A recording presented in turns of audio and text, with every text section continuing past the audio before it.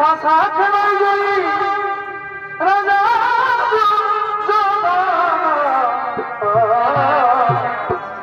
আজ তারা সবে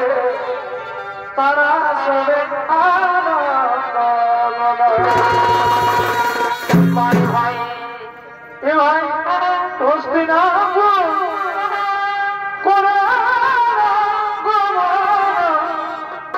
হস্তিনাপুর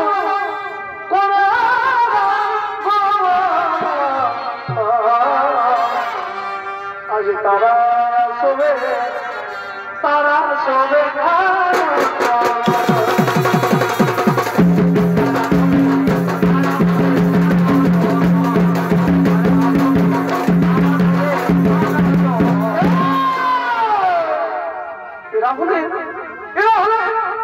ধৃতরাষ্ট্র বিশ্বদেব দ্রোণাচার্য কৃপাচার্য কর্ণ দুর্যোধন এবং বাবা শকুনি তারা সকলে মিলে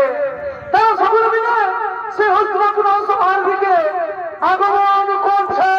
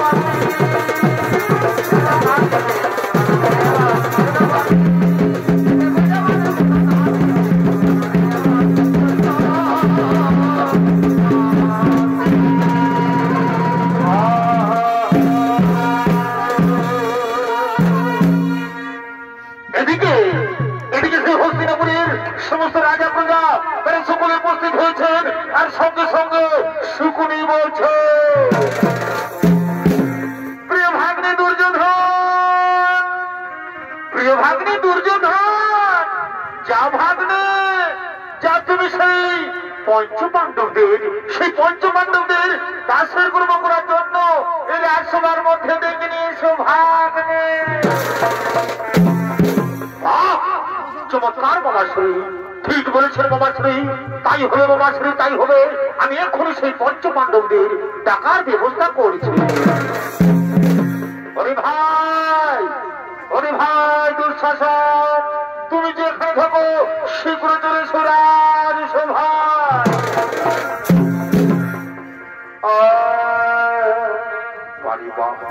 ওই যে ধৃতরাষ্ট্র সন্তান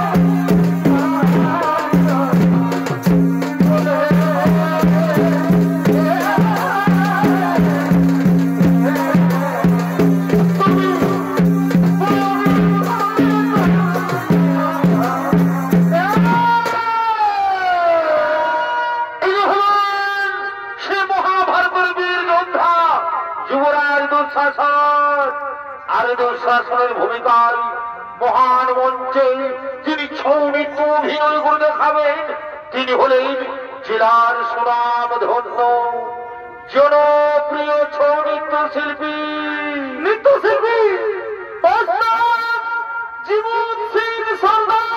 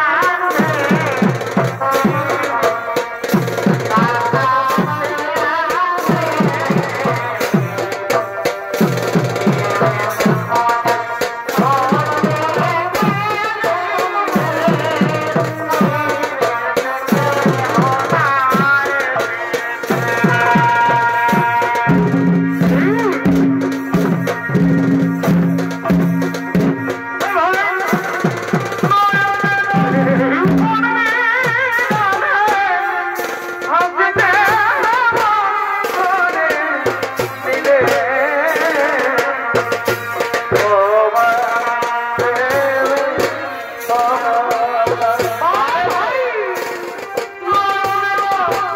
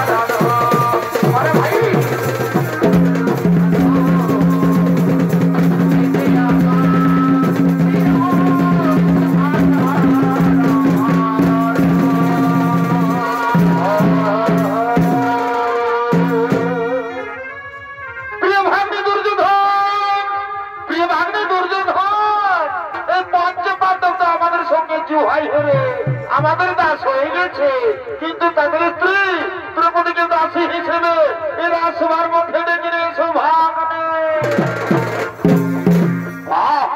চমৎকার বাবা শ্রী, ঠিক বলেছেন বাবা শ্রী, তাই হবে বাবা শ্রী, তাই হবে।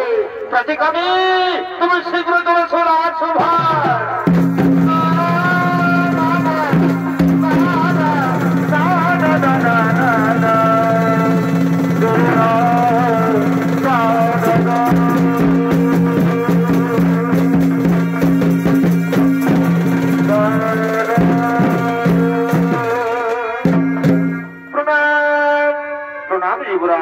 প্রণাম আপনার চরণে। বলুন কি জন্য আমার ডেকেছে? বলি শোনো, শোনো প্রতিকামী, তুমি যাও, তুমি শীঘ্র চলে যাও সেই দ্রৌপদীর কাছে। তাকে জানিয়ে দাও, তাকে জানিয়ে দাও যে দুর্যোধন তাকে জুহায় জিতেছে। তাই তুমি কিছুতেই বিলম্ব করো না, তুমি শীঘ্র চলে যাও সেই দ্রৌপদীকে ডেকে নিয়ে সেই রাজসভায়। যুবরাজ, তাই হবে যুবরাজ, আমি আপনার কথা মতোই আমি চললাম সেই দ্রৌপদীর কাছে।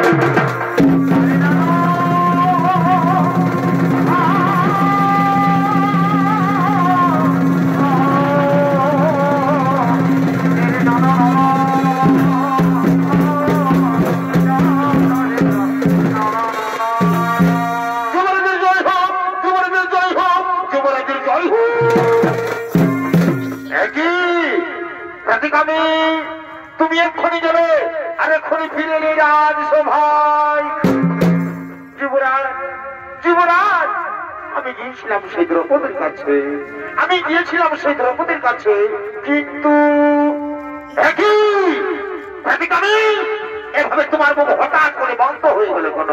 কি হয়েছে প্রতিকামী? সত্যি ঘটনা আমার কাছে খুলে বলো। যুবরাজ, যুবরাজ, আমি গিয়েছিলাম সেই দ্রৌপদীর কাছে, কিন্তু সে কোনো মতেই আসতে চাইলো না এই সভায়। আমি অনেক অনেক চেষ্টা করলাম, কিন্তু সে কোনো মতেই রাজি হলো না এই সভায় আসার জন্য। যে দুর্যোধনের কথা আসতে চাইলো না, সে বোধহয় এখনো পর্যন্ত, সে বোধহয় এখনো পর্যন্ত এই যুবরাজ দুর্যোধনকে জানে না। যে দুর্যোধনের কথা মান্য করে তাকে দুর্যোধন কি শাস্তি দেয়?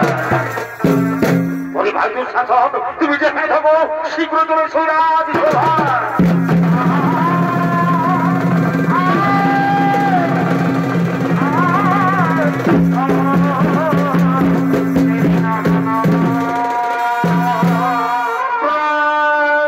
প্রণাম দাদা, প্রণাম তোমাদের মনে। বলুন কি জন্য আমাকে আবার ডেকেছ? হ্যাঁ দুঃশাসন, তোমাকে আমি আবার দেখেছি। তুমি কি জানো, তুমি কি জানো দুঃশাসন, সেই দ্রৌপদী, সেই দ্রৌপদী নাকি আমার কথাতে আসতে চাই নাই সবাই। আমি তার জন্য তোমাকে ডেকেছি দুঃশাসন, আমি তার জন্য তোমাকে ডেকেছি। শোনো দুঃশাসন, তুমি যাও, যাও তুমি নিজে গিয়ে, যাও তুমি নিজে গিয়ে ওই দ্রৌপদী, ওই দ্রৌপদী চুলে চুলে টানতে টানতে নিয়েছ সভায়। তাকে জানিয়ে দাও, তাকে জানিয়ে দাও যে দুর্যোধন তাকে জুহায় জিতেছে। হ্যাঁ দাদা, আমি তো পূর্বে বলেছি আমি একটু খাইয়ে বিলম্ব করবো না, আমি চললাম, আমি এখনই ওই দ্রৌপদীর চুলে চুলে টানতে টানতে নিয়ে আসবো সভায়।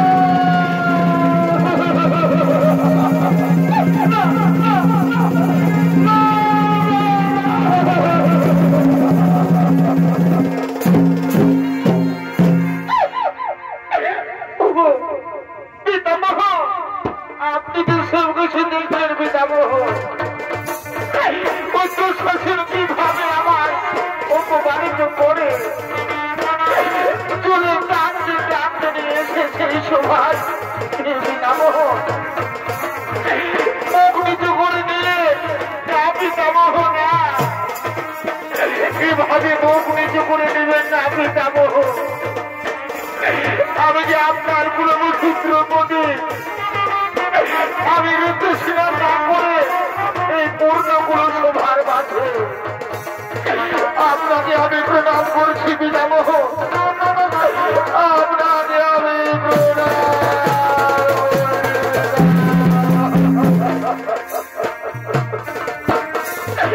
পিতামহ এভাবে চুপ করে থাকবে না পিতামহ। আমার প্রশ্নের উত্তর দিন পিতামহ। আমার এই প্রশ্নের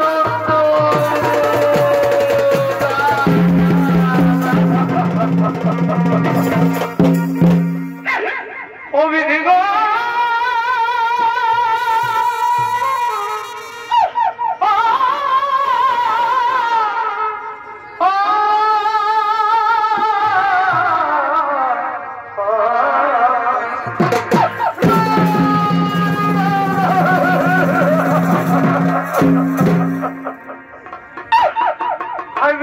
কি করিলে নিষ্ঠুর বিধাতা কেন দুঃখ দিলে তুমি জীবন না দিলে কেন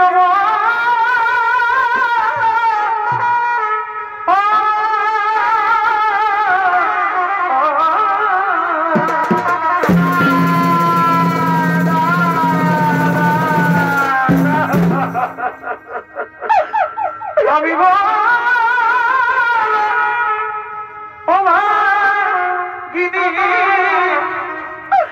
আমি দক্ষিণে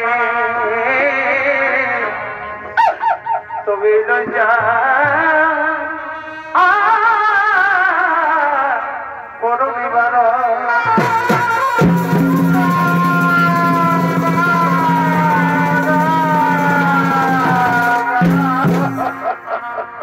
পারি না। আমি দুঃখ যন্ত্রণা সহ্য করতে আমি আর পারি না। আমি অপমান সহ্য করতে আমি আর পারি না।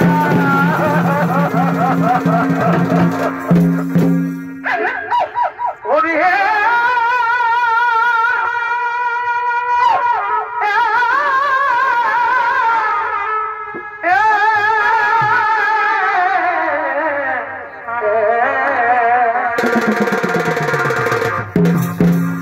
তবে বীর পঞ্চ পাণ্ডব আমার স্বামী আজকে মুখে শব্দ নাহি শুনে ভগবান এই বীর পঞ্চ পাণ্ডব আমার স্বামী আজকে মুখে শব্দ নাহি শুনে আজ কি দুর্দশা ঘটিল আমার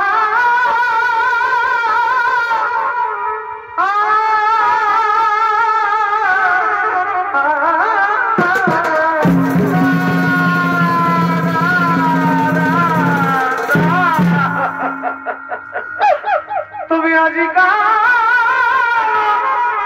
সবার মাঝে আমি বড় বড়লা যে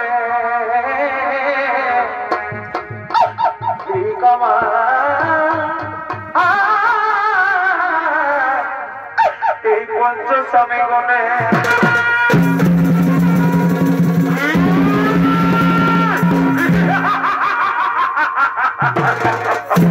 কি বললে সুন্দরী তোমার পঞ্চপাণ্ডব স্বামী? না না না না না না না না না শোনো সুন্দরী, তোমার পঞ্চপাণ্ডব স্বামী তোমাকে রক্ষা করতে পারবে না। কারণ তুমি কি জানো সুন্দরী তোমার পঞ্চপাণ্ডব স্বামী কি করেছে?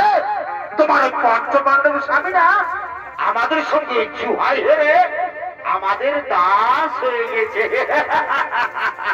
আর জানো সুন্দরী তোমার পঞ্চপাণ্ডব স্বামী কি করেছে?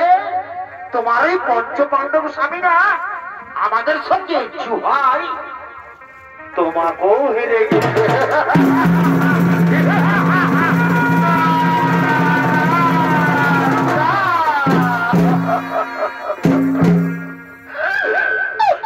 তুমি গুলো সবার মাঝাবে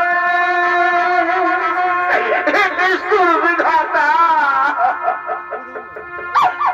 আমার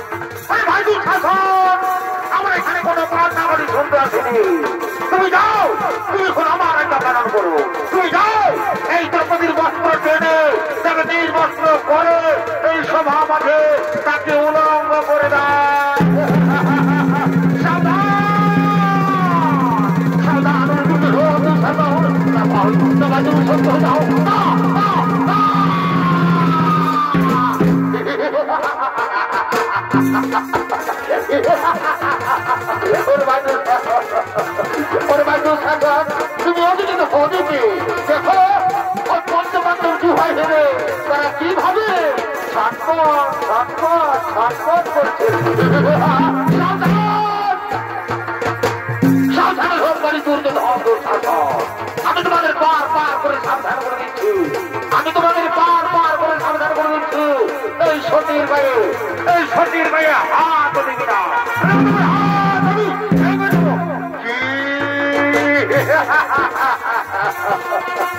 ছোট মুখে বড় কথা আর বলেছিল হাত ভেঙে দেবে।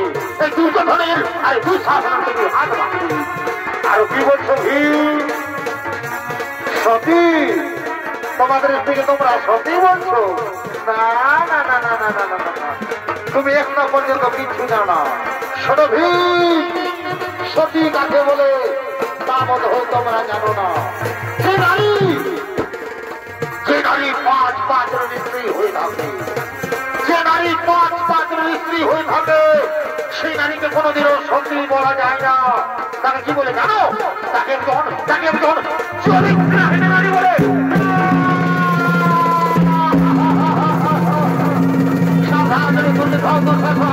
আমি তোমাদের বার করে সাবধান করে দিচ্ছি।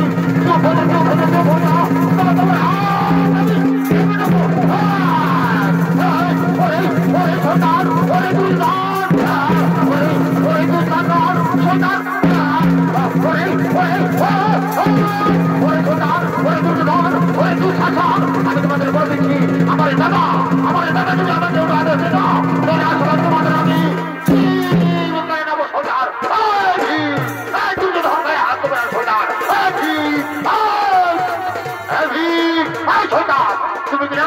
তুমি কি জানো না যে তোমরা আমাদের সঙ্গে জুহাই হয়ে গেছো? তাই তেমনি ভাবে জুহাই হেরেছো, তেমনি ভাবে চাষের মতো নিজের জায়গায় বসে যাও। শয়তান আর আমাকে গলা দেখায়, এই দুটো ধরো গলা। শয়তান যাও, পড়ে যাও শয়তান।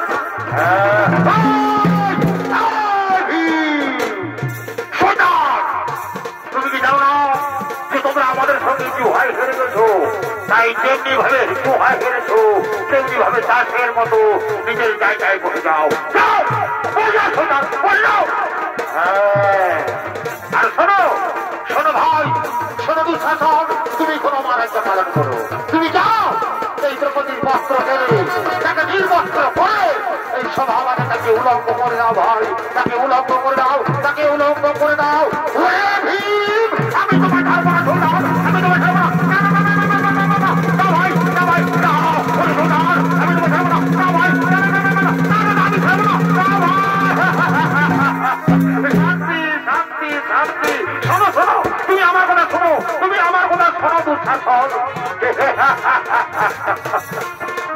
আমি জানি ভাই, আমি তোমাকে যদি একটু আদেশ দিই না তুমি পঞ্চপাণ্ডবদের নাম ছাড়বে না।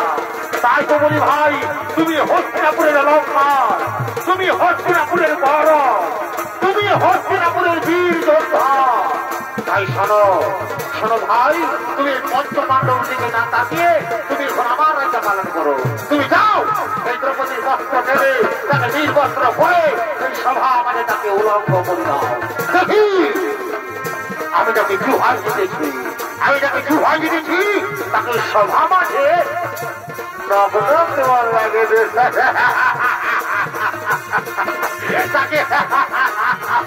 তাকে উলঙ্গ করে দাও, তাকে উলঙ্গ করে দাও, তাকে উলঙ্গ করে দাও। আমি তো করবো বলেছি, আমি আপনাদের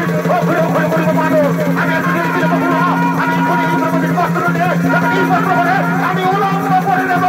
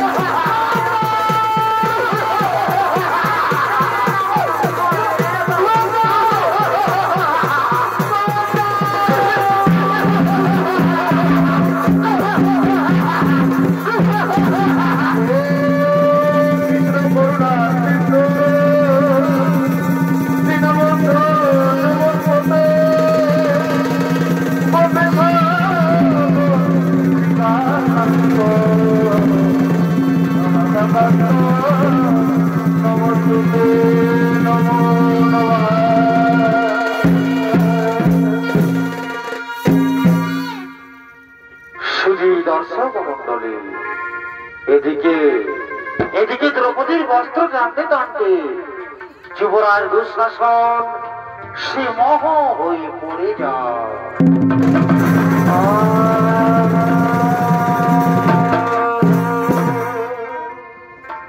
কারণ সত্যযুগের দিন গর্ভমণি গঙ্গা জলে স্নান করছিলেন। এমন সময় সে গর্ভমণি গঙ্গা জলে স্নান করতে করতে তার গায়ের বস্ত্র জলের মধ্যে ভেসে যায়। সেই সময় গর্ভমণি সে জলের মধ্যে উলঙ্গ অবস্থায় দাঁড়িয়ে রয়েছিল। তার বাঁচার কোনো উপায় ছিল না। সে লজ্জায় সে অপমানে কিছুতে জলের থেকে উঠতে পারেনি। কিন্তু ভগবানের লীলা, এমন সময় সেখানে দ্রৌপদী উপস্থিত হয়। সেখানে দ্রৌপদী পৌঁছে দেখতে পাই যে গর্ভমণি জলের মধ্যে উলঙ্গ অবস্থায় দাঁড়িয়ে রয়েছে। সেই সময় দ্রৌপদী নিজে তার একখানা বস্ত্র দিয়ে সেই গর্ভমণিকে জলের থেকে উদ্ধার করেছিলেন। সেই সময় গর্ভমণি এই দ্রৌপদীকে প্রাণ ভরে আশীর্বাদ দিয়েছিলেন। তাই শুধু দর্শক মন্ডলী, তাই সেই গর্ভমণির আশীর্বাদে আর স্বয়ং নারায়ণ এসে আছে কৃষ্ণ ভগবান এসে দ্রৌপদীকে বস্ত্র দিয়ে তার লজ্জা নিবারণ করেছে। ও নারায়ণ বাসুদেবায় নমঃ।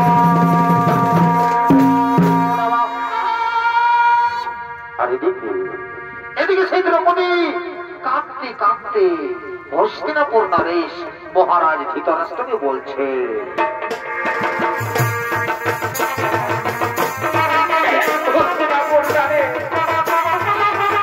মহারাজ ধৃতরাষ্ট্র, আপনার সবার মাঝে এক নারীর অপমান করা হয়েছে। যে নারী আজ কখনো কোনদিনও ওই সূর্যের প্রকাশ পর্যন্ত দেখেনি। যে নারীকে আজ কখনো কোনদিনও ওই পবনে ছুটে পারেনি। সে নারী আজ নিজের ঘরে নিজের রাজসভায় পিতামহ কুলগুরু কৃপাচার্য থাকার পরে আমার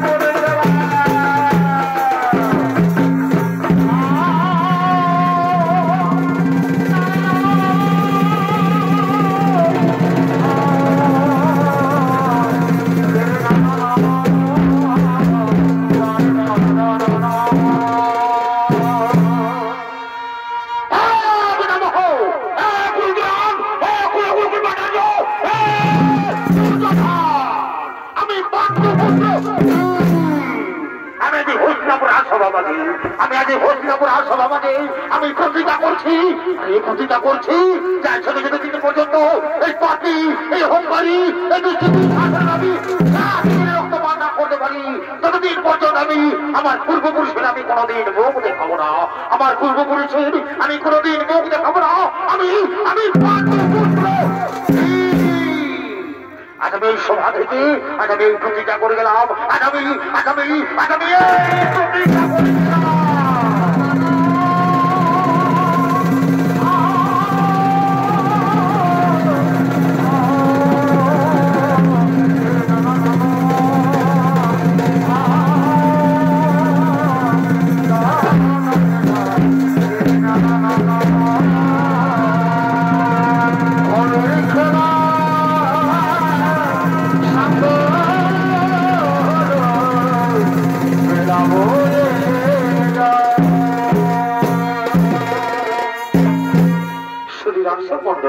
এদিকে সেই বীর পঞ্চপাণ্ডব তারা দুর্যোধনের নির্দেশে 1 বছরের কারাবাস এবং 12 বছর বনবাসে চলে যায় এবং তাদের কারাবাস এবং বনবাস পূরণ হয়ে যায়। তারপর একদিকে কৌরব পক্ষ আর অন্যদিকে পাণ্ডব পক্ষ তারা সময় চলেছেন যুদ্ধ করার জন্য সে রণভূমির দিকে আপনাদের মহান রঙ্গমঞ্চে।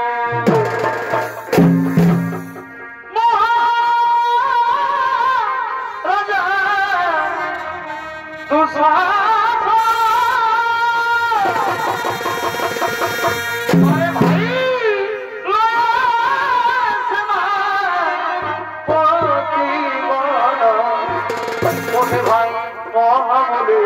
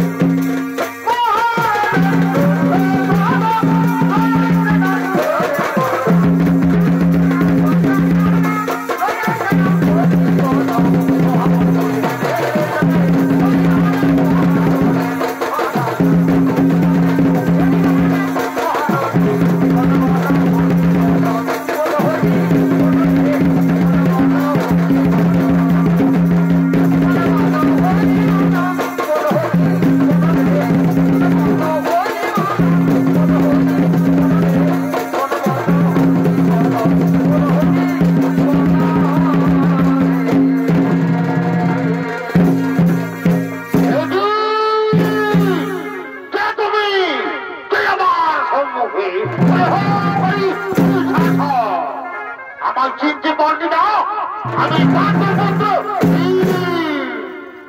ও কে আচ্ছা আচ্ছা আমি রণভূমিতে না তোমাকে এদিকে ওদিকে করে খুঁজে বেড়াচ্ছিলাম। আমি অন্য ভেবেছিলাম যে তুমি এই রণভূমি ছেড়ে তুমি আমার ভয়ে তোমাদের দ্রৌপদীর চুলের মধ্যে তুমি লুকিয়ে রয়েছে। শয়তান, আমি তোমার ভয়ে লুকিয়ে রয়েছি?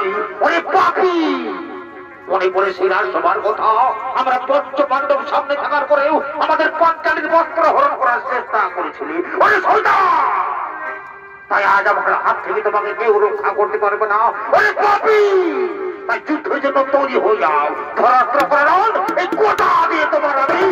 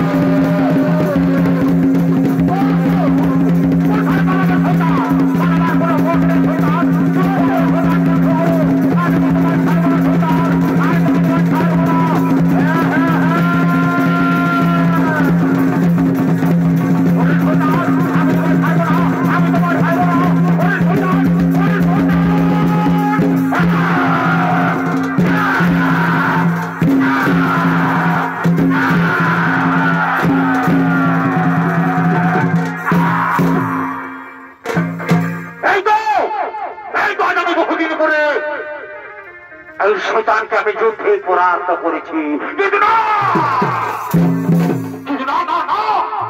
আজ আমি আমার বহুদিনের প্রতীক আমি পালন করবো। এই শয়তানের ছাতি চিরে আমি রক্ত পান করবো। ওরে শয়তান, মনে করে সেই রাজসভার কথা, আজ আমি তোমায় ছাড়বো না শয়তান। মনে করে সেই রাজসভার কথা, এই নাও, এই নাও শয়তান, এই নাও।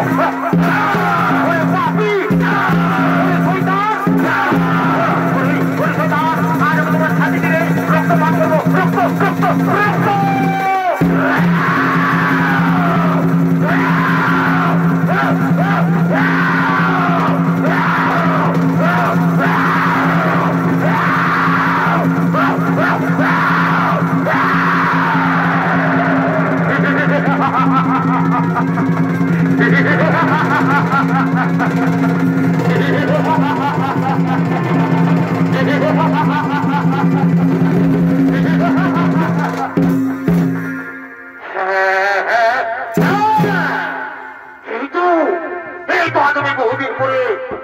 আমার প্রতীক আমি পালন করেছি, এই শয়তানের ছাতি দিয়ে আমি রক্ত পান করেছি, কিন্তু না, কিন্তু না, না, না, আমার আরেকটি প্রতিজ্ঞা রয়েছে। সেই প্রতিজ্ঞা হলো আমাদের পাঁচতালি।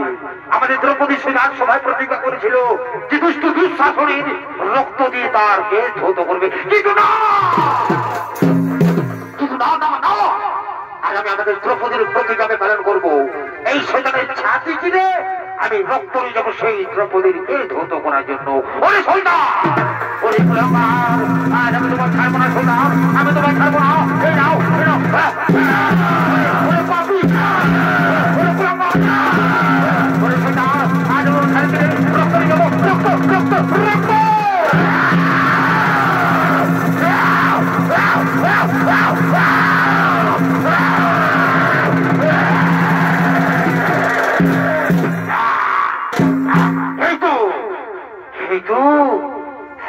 একটুখানি অবিলম্ব করবো না, এই রক্ত নিয়ে যাবো আমাদের দ্রৌপদীর জেল ধৌত করার জন্য। আমি আমাদের দ্রৌপদীর প্রতীক আমি পালন করবো, আজ আমি একটুখানি অবিলম্ব করবো না, এই রক্ত নিয়ে আমি শীঘ্র চলে যাবো আমাদের দ্রৌপদীর কাছে।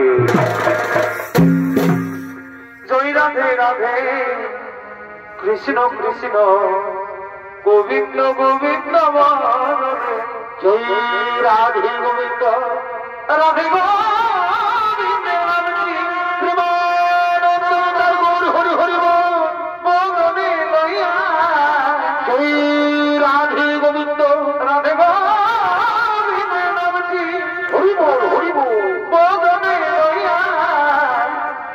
নয়ন নিয়ে সোনা বাসরে